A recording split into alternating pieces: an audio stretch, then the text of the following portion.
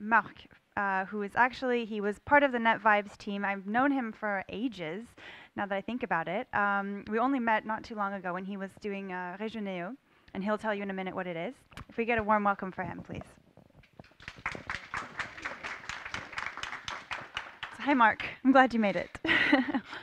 On va passer en français en fait parce que là on va parler des sujets un peu plus techniques, un peu de financement, donc we'll switch around. Donc rapidement, j'aimerais bien qu'on précise que toi, si tu es là aujourd'hui, c'est parce que tu as levé de l'argent d'une manière assez innovante pour Regioneo et tu as refait la même chose pour chacun son café. Mais avant de commencer à parler de comment tu as fait le lever, peut-être tu peux juste raconter c'est quoi Regioneo? Alors, Regioneo, c'était un projet qui a beaucoup évolué dans le temps. À la base, c'était une place de marché de vente de produits régionaux. Donc, l'idée, c'était de permettre de faire se rencontrer des petits producteurs et des consommateurs qui cherchent des bons produits. Donc, on a beaucoup évolué dans le modèle. À la fin, c'était beaucoup plus sur e-commerce, sur forme d'abonnement. Sur la question de pourquoi utiliser le crowdfunding, parce que je pense que c'est ça à laquelle tu vas arriver, je devance ta question, tu m'excuseras. Moi, j'ai vécu, enfin, j'ai pensé ce projet comme un projet collectif en disant voilà, je veux pas le faire tout seul, donc j'avais déjà des associés. On a fait donc on a créé en 2009, on a fait une première levée à peu près 130 000 euros en 2009, donc juste après la création. Et on avait besoin de se financer comme toutes les startups, surtout qu'on était sur des approches innovantes, donc avec des business models qui se financent sur la durée, donc avec une rentabilité qui ne peut pas être immédiate. Et donc on a cherché un deuxième tour de financement, on cherchait à lever 200 000 euros, ce qu'on a fait en utilisant en partie le crowdfunding, donc avec une plateforme en equity. Donc j'ai des personnes qui ont parlé avant Et ont un c'était peu. avec quelle plateforme? Alors c'était avec WeSeed, donc j'ai utilisé plutôt comme un support réglementaire, puisque comme toutes les plateformes de crowdfunding, ils ne font pas la partie marketing, qui pour moi est clé, hein, donc ça a été un peu évoqué juste avant. Et donc j'ai utilisé WeSeed plutôt comme un support réglementaire, donc pour nous aider à créer la structure avec des holdings, etc. Mais peut-être en parlerai après.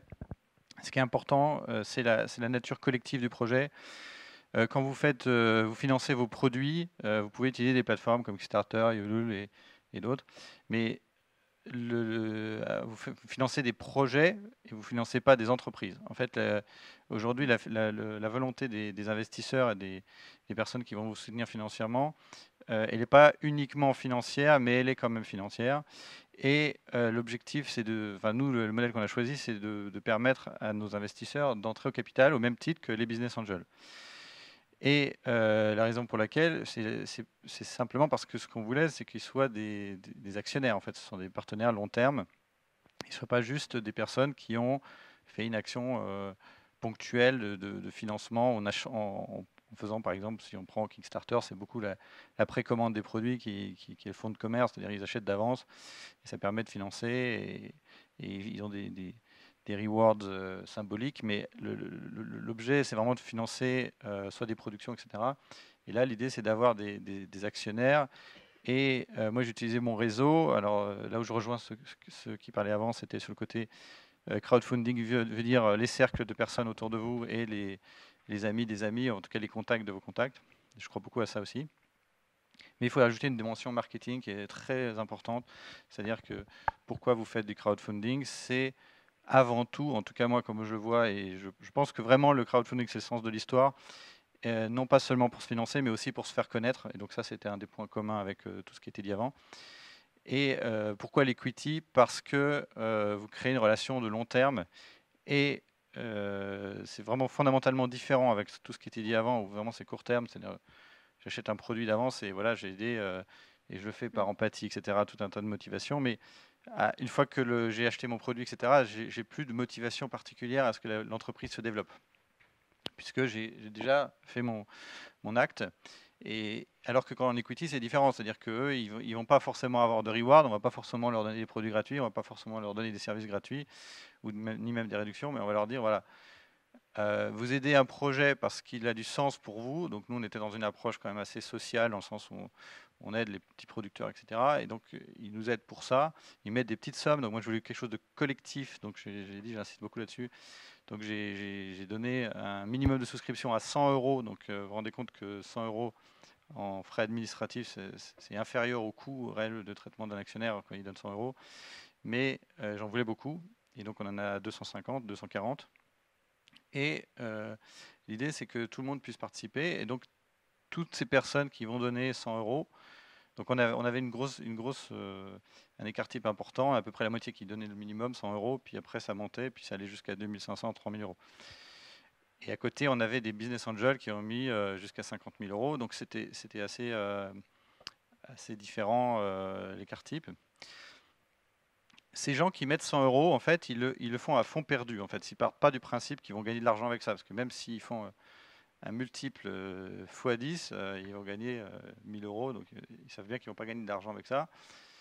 Par contre, ils soutiennent un projet, et ce qu'ils veulent, c'est que si le projet se développe bien et cartonne, ils veulent leur part du gâteau. C'est juste un reward à la sortie, a posteriori, et de faire partie de l'aventure, etc. Et donc, d'une certaine manière, ils vont être engagés dans l'aventure avec tous les autres actionnaires pendant une certaine durée, pouvoir donner leur avis, etc., avoir un rapport particulier à l'entrepreneur, etc. Et ça, dans nos métiers de l'Internet, etc., ça a beaucoup d'intérêt parce que ça permet de faire des partenariats, ça permet de, éventuellement aussi, quand on a des modes de financement B2B, side business, parce qu'on sait que toutes les startups se financent aussi un peu comme ça permet aussi d'avoir ce type d'apport. Et puis après, l'autre chose, donc je devance ta question, tu m'excuseras, mais l'autre chose qui est vraiment importante par rapport à tous les autres modes de financement, c'est de bien penser que pour moi, le crowdfunding, c'est une action marketing et c'est complémentaire avec les autres modes de financement. C'est-à-dire que je ne crois absolument pas aux gens qui n'arrivent pas à trouver de l'argent chez des business angels, etc., qui vont aller se dire, bah voilà, je vais me mettre sur une plateforme de crowdfunding et je vais trouver de l'argent comme par enchantement. Je ne crois pas du tout. Par contre, le fait de dire, je vais avoir des financements par des business angels ou par même des financements plus grands, et après, à côté, je veux donner un caractère collectif à mon projet, avoir des investisseurs qui vont non pas seulement mettre de l'argent, mais aussi apporter du réseau, etc. Tout à l'heure, il y avait une question sur l'apport du réseau à propos de Restopolitan, où il n'y avait pas vraiment d'apport du réseau, il ne fallait pas compter dessus. Moi, je suis absolument en contradiction avec ça. Je pense que c'est fondamental. Et moi, je fais beaucoup de business avec mon réseau et je consacre beaucoup d'énergie et ça me le rend bien. Et je pense que le fait de partager des intérêts avec des gens de son réseau, c'est très utile dans le business. Et moi, en fait, je vais revenir en fait Ouais. sur certains points que tu as évoqués. Je pense que là, tu as bien résumé un peu le projet, mais je pense que ce qui est vraiment le plus intéressant dans ton histoire, c'est que tu as levé, c'était combien? C'était 100 000 en 3 semaines ou un truc comme Alors, ça? voilà, oui, exactement, c'est ça. Donc, en fait, on a bloqué 90 000 euros de business angel et on voulait lever 200 000. Donc, on a fait cette opération de crowdfunding en parallèle, justement parce que je voulais donner un caractère collectif et je voulais faire du buzz autour du projet, ce qu'on a vraiment bien réussi. Effectivement, on a levé les 100 000. Alors, ce qu'il faut dire, c'est 100 000. En vrai, en 3 semaines, on avait plus que 100 000 en promesse de souscription. On a fait du surbooking parce qu'on avait bien anticipé que tous les délais, enfin les délais administratifs qui sont quand même assez compliqués, donc je vais y revenir, c'est important.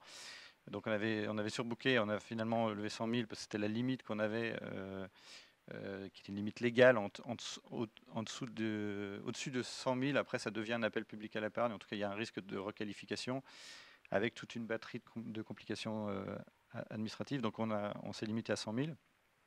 Et effectivement, on l'a fait en 3 semaines parce qu'on a mené une opération de buzz autour de ça. Donc la raison pour laquelle on l'a bien réussi aussi, c'est parce que c'est notre métier de base, en fait, c'est-à-dire de faire du marketing avant d'être des commerçants, des marketeurs. Et quand tu dis une opération de buzz, ça consiste en quoi? Alors, en fait, c'est une opération de marketing de lancement, au même titre que vous lancez un produit, etc.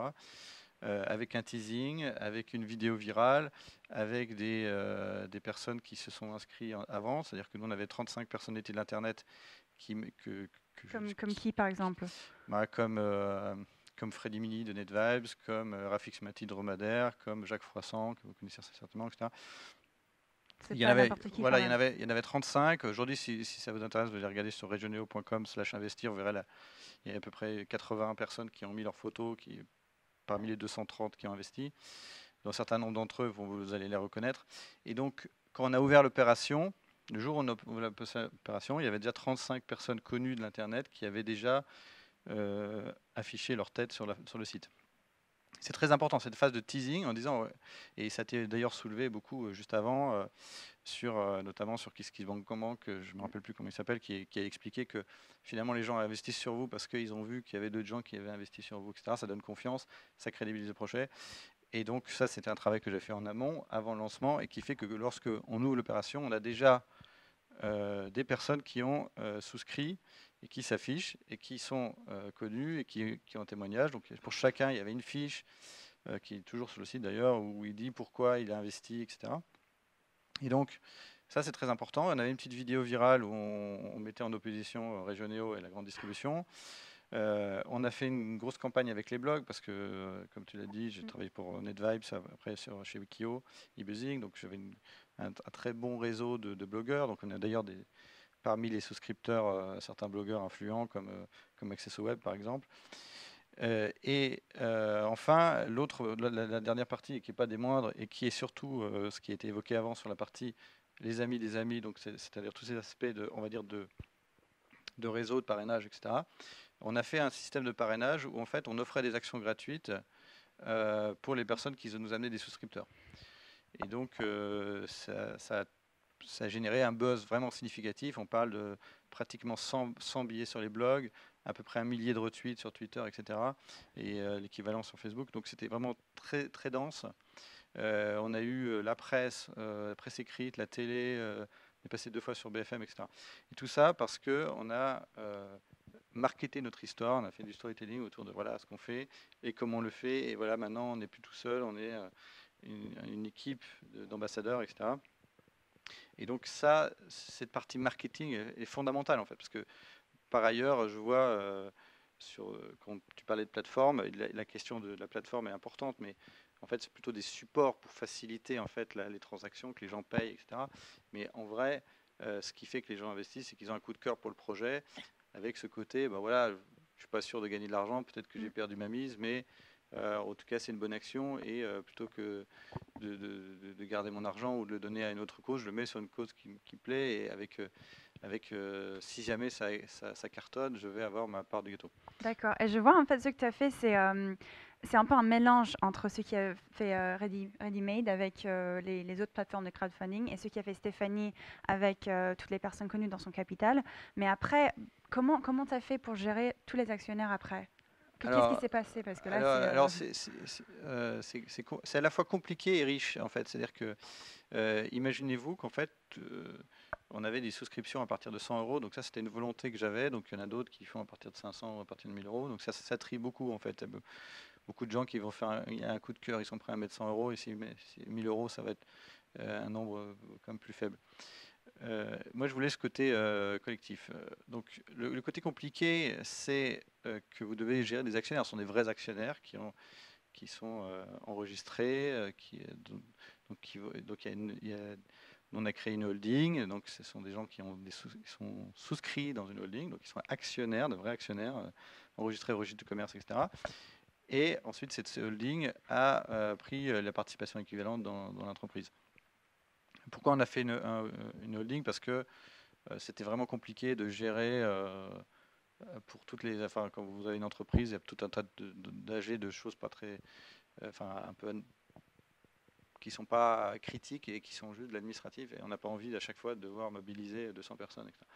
Donc, cela dit, ça reste quand même compliqué. Il faut une holding, donc c'est un coût de traitement annuel qui est quand même de plusieurs milliers d'euros, etc. Donc, il faut accepter en fait ça. Et donc ça, c'est la partie compliquée, qui n'est pas du tout à négliger.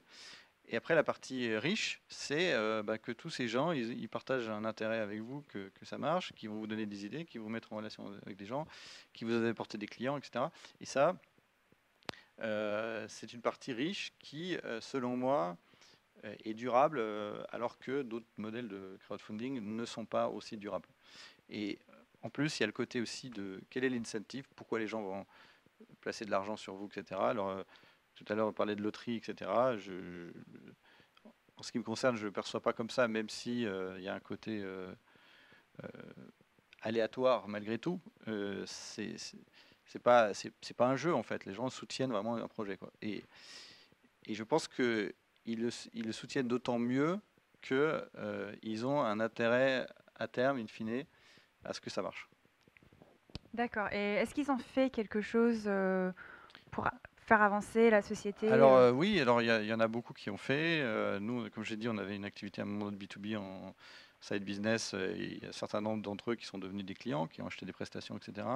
Il y en a beaucoup qui ont apporté aussi sur l'influence, sur des partenariats, sur des échanges de visibilité, etc. Et ça, c'est réel en fait. C'est-à-dire, dans la mesure où vous avez... En fait, il faut considérer que ce ne sont pas des investisseurs, on va dire, institutionnels, ce sont des investisseurs industriels. C'est-à-dire que ce sont des gens, la grande majorité des gens qui ont investi sur ce projet l'ont fait parce que ce sont des professionnels Internet ou des gens qui sont intéressés par la gastronomie, etc. Et ils sont dans une logique industrielle. C'est-à-dire qu'ils se disent, j'amène un peu d'argent, je fais partie d'un projet, je vais donner mon avis, etc. Donc on a sollicité et vraiment, il y avait une bonne euh, une réponse en fait assez abondante. Ça c'est riche. Après évidemment ça demande du traitement parce qu'il faut vous dire que évidemment tout le monde veut des comptes, etc. Donc ça c'est le côté compliqué, mais le côté riche c'est que vraiment ils sont impliqués. Et je te pose une dernière question avant de prendre les questions de la salle. Euh, En fait, tu as refait plus ou moins la même chose avec chacun son café Oui. et ça a pris un peu plus de temps. Est-ce que Alors, tu sais pourquoi? alors oui, on sait pourquoi. Alors nous, donc, comme tu l'as dit, on a fait une opération très remarquée, donc qui fait que, notamment, d'ailleurs, il se trouve que l'actionnaire principal de Chacun son café est un ambassadeur de Régionio, il a investi dans Régionio, et il a beaucoup aimé l'opération, il a voulu le faire lui-même. Alors lui, également, dans le même cadre que nous, avec un complément de business angel, il faut savoir que Chacun son café est financé de manière indirecte par Pierre Berger, donc qui est quand même, comme tout le monde sait, richissime, et d'autres investisseurs à Paris. Et ils ont souhaité aussi ce côté-là parce qu'ils lançaient une offre B2B de vente de café, alors qu'avant ils étaient vraiment B2C. Et ils voulaient récupérer ce potentiel de buzz, y compris les billets sur les blogs, les citations dans Twitter, etc. Il y a deux choses qu'on avait recommandées qui n'ont pas été faites, qui ont en tout cas été faites partiellement et pas suffisamment bien. La première, c'est la partie présentation de l'entreprise. Ils ont fait une vidéo qui n'était pas une vidéo de type viral comme nous. Nous, vraiment, c'était... C'était quoi la différence? Alors, il faudra que vous ayez, ceux qui s'intéressent, vous alliez voir. En fait, nous, on a fait une vidéo, vous savez, avec les dessins qu'on bouge, là, et on raconte l'histoire de manière un peu ironique sur la grande distribution, c'est génial, c'est bien pour les petits producteurs qui gagnent bien leur vie, et les consommateurs payent pas cher, etc. Donc on s'est vraiment moqué de ça. Enfin vraiment, c'est une approche publicitaire par comparaison. Et c'était sans vraiment de prétention, parce qu'on l'a fait nous-mêmes, mais c'était quand même un peu décalé, sympathique. Et lui, Chacun son café, ils ont fait une vidéo un peu corporate où il parle, il explique ce que c'est Chacun son café, etc. Ce qui n'est pas aussi intéressant qu'un truc un peu décalé où on se moque de quelqu'un. Donc, je pense que ça, c'est une des choses qui... Et donc, autant nous, notre vidéo, elle a été reprise dans les blogs, les gens étaient contents de la mettre dessus, donc ça faisait de la promo, parce qu'évidemment, les gens voient des vidéos. À la fin de la vidéo, il y avait un lien, enfin, l'URL sur laquelle on pouvait aller pour s'inscrire, etc. Et donc ça marche. Et d'ailleurs, on a eu des gens qui nous ont contactés pratiquement un an et demi après, de manière régulière, parce qu'ils voyaient la vidéo, ils voulaient inscrire, ils voulaient investir, et puis c'était trop tard. On avait clos l'opération depuis plus d'un an, mais bon. Et donc, ce côté viral est important avec la vidéo. Et puis l'autre partie, c'est la partie teasing et on va dire les premiers qui donnent l'exemple, en fait. C'est-à-dire que nous, quand on a ouvert l'opération, le premier jour, il y avait 35 personnes parmi des gens connus, donc des gens qui sont à la fois connus et qui sont proches de moi, donc qui ont accepté de s'afficher. Et je pense que ça, c'est déterminant, parce que les gens, ils voient ça, ils se disent, ah oui, c'est quelque chose de sérieux, il y a quelque chose qui se passe, je veux en faire partie, etc. Et euh, chacun son café, ils l'ont pas fait, ils n'ont pas vraiment réussi, alors qu'il y avait, à mon avis, Et si on ne connaît pas quelqu'un connu qui est prêt à investir?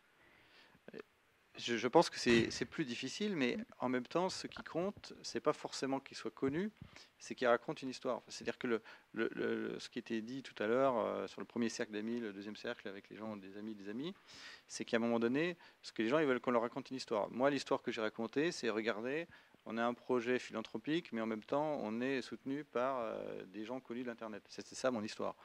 C'est pas la seule histoire qu'on peut raconter. Je veux dire, on peut aussi dire, voilà, moi, je sais pas, moi, je fais un site d'aide à la personne. Ben voilà, j'ai tous les gens qui sont chargés d'aider la personne dans toutes les administrations de France et de Navarre. Et c'est ça mon histoire. C'est-à-dire que tous les gens qui sont proches du terrain, qui sont concernés par ce sujet, et donc qui sont qualifiés pour juger de la viabilité, du sens, etc., ils sont dedans.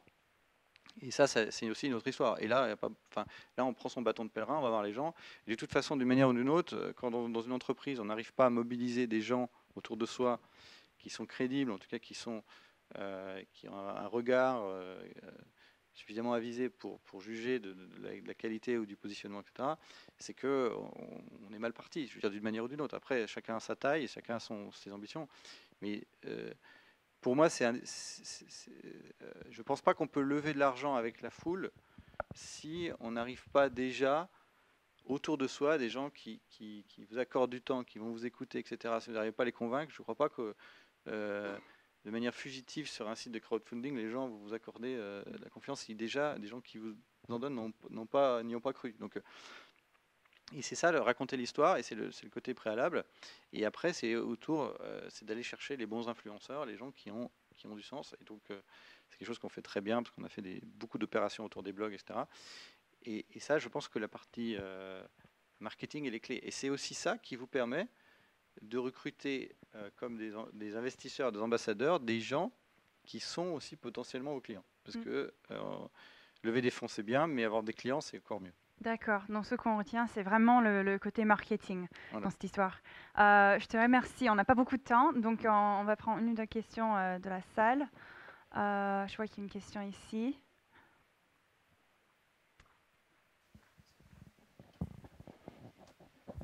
Merci. Je suis Romain Dossé, donc entrepreneur et responsable du développement de l'incubateur de l'Effray. Donc ma question porte sur la relation avec vos investisseurs, avec vos actionnaires. Combien de temps est-ce que cela vous prend et est-ce que vous avez des conseils sur des process ou des outils à mettre en place pour pouvoir en tirer le meilleur Alors oui, ça prend plus ou moins de temps en fonction de ce qu'on sollicite, parce que comme vous savez, si on sollicite pas les gens, ils vont pas venir vous chercher, enfin, sauf quand ils commencent à avoir peur, etc.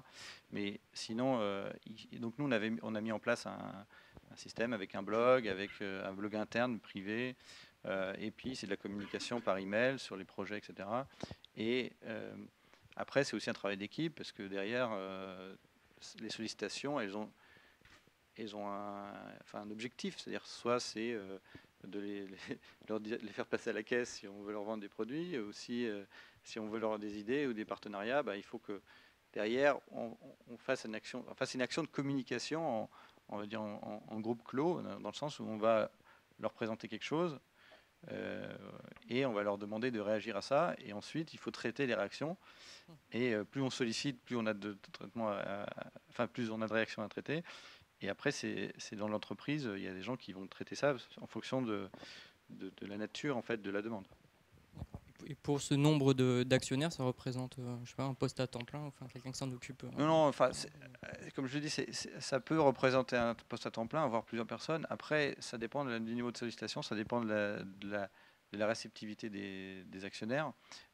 Si vous les sollicitez une fois par mois en leur disant, voilà, on a fait on a lancé des nouveaux produits, on a on a besoin de gens qui testent, etc. Bah voilà, il y en a je sais pas, si vous en avez comme 200 comme nous, il y en a peut-être 100, la moitié ou moins qui vont effectivement participer. Il y en a un certain nombre qui vont faire des feedbacks. Et à la fin, vous allez avoir quelques dizaines de personnes à traiter.